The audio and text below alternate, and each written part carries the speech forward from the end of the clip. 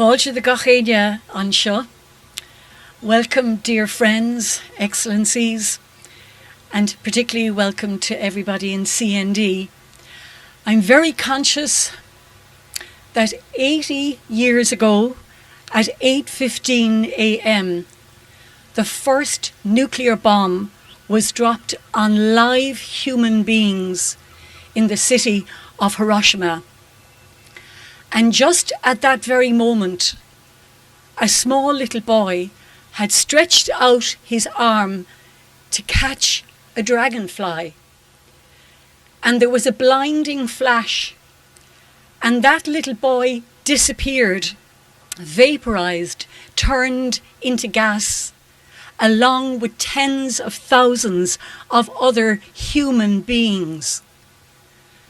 And 3 days later, another nuclear bomb destroyed the city and the people of Nagasaki.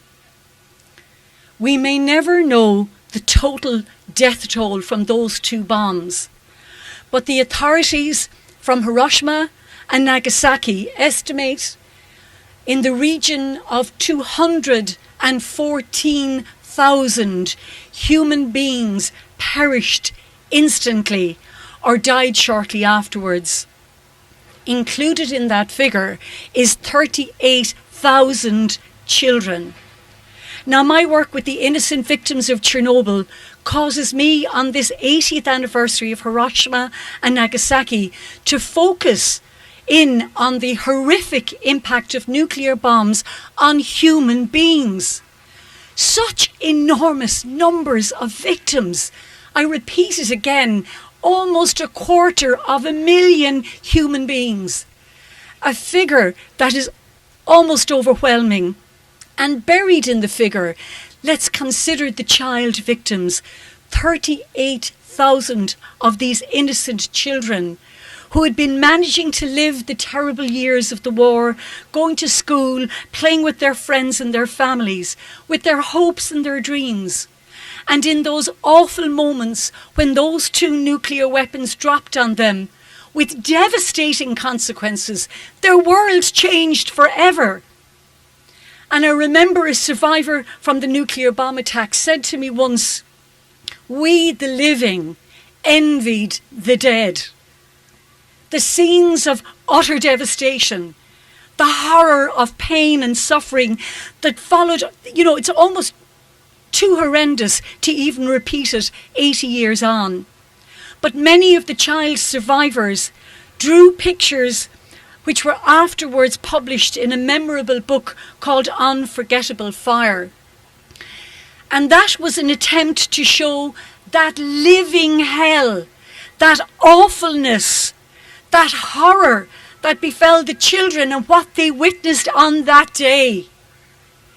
Limbs torn and mangled, heads on fire, eyeballs popping, eyeballs melting, skin dripping like wax falling from a candle, burning off their little bodies, their little bellies bursting open with intestines falling out. I can hardly speak of such horrors, and I only mention them to remind myself and you of the utter devastation of nuclear bombs and what they can do to human beings. And in my research on the impact of nuclear fallout on children, I discovered a shocking fact that because little children's skin is still young and is still growing, that the awful effects of the heat from a nuclear blast penetrates much deeper into a young child's body, causing deeper pain and causing deeper contamination from radiation. How cruel is that? Over 38,000 little Japanese children and thousands more who survived the initial bomb only to succumb later to the effects of radiation. Now today we cannot remember the name of each and every one of those 38,000 children. But let us say this, each little one had a mum, a dad, grandparents, siblings, aunties, uncles, friends and neighbours, and all of them had their little hopes and their dreams of a future. And I was deeply moved by the reading that Barbara did earlier from Satsiku Turlu when she spoke about her little 4-year-old nephew, Ichi. And I repeat those words, when his little body transformed into a non-recognisable melted chunk of flesh. And while begging for water, eventually he succumbed to death and was released by death from his agony. But at least now Ichi has become the little one to represent the innocent children of the world who are threatened today by the existence of so many nuclear weapons. And while that image of Ichi is difficult and horrifying to remember, I just ask you to take it away, that picture, in your mind's eye. For we must listen to the eyewitness accounts, the survivors of Hiroshima and Nagasaki, because it is like a warning to us. It's a pleading to us, never again should this horror visit another human being. No justification.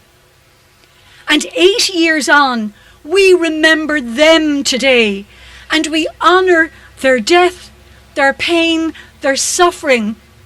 The survivor called the Hibakusha, they still, even though they're all very elderly, they are committed for 8 decades to speak out for sanity, to speak out for peace, for non-proliferation, for an end to nuclear weapons and strategies.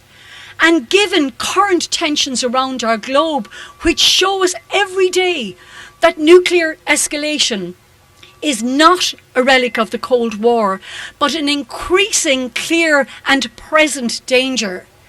And the recent attacks on Iranian nuclear facilities, that's just one example of that very real danger. And all of those attacks on Iran were in breach of international law. I am reminded today of a visit earlier this year by the elders, of which Mary Robinson is a member, when they visited Hiroshima for the 80th anniversary. And I quote from their statement because it's important we hear it in today's world. We are regressing into a world in which the rule of law is replaced by the rule of power, with the destabilizing new nuclear arms race. And it's happening, and we're not even noticing it. And I see a real trivialization of the use of nuclear weapons, actually, and it's creeping in to the narrative, into the language of world leaders today. We need to stop that, and we need to take stock of where this is leading us to. And a belief, along with the Hibakusha, who have said for 80 years that there can be no compromise on the issue of nuclear weapons.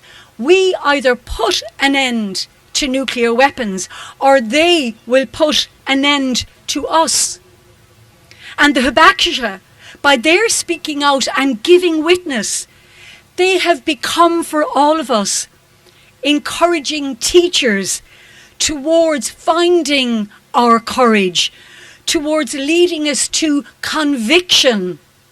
They are our teachers of care, of love, and of compassion, encouraging us all, inspiring us today on the 6th of August to take up the struggle for peace and nuclear disarmament, ensuring that the horrors that they witnessed will never happen again. And their personal stories are so important because they do this one thing, which is they humanize history. They lift the veil of our forgetfulness and call on us to remember, to take stock and to learn. For the Hibakusha help us to describe the indescribable. They help us to think the unthinkable, to somehow grasp the incomprehensible pain and the suffering caused by nuclear weapons. The hibakusha are our conscience. They are the living reminder of what is at stake. Dear friends, what is at stake is our very humanity, our civilization. And we lie on the precipice. We really lie perilously close to a new precipice. And in these days, when there are huge stockpiles of deadly nuclear weapons, which we all thought had gone away, but no, they're all still there. Let us remind ourselves that the modern nuclear weapons are far more powerful, far more lethal than the two deadly weapons that fell on the people of Hiroshima and Nagasaki. And listen to this.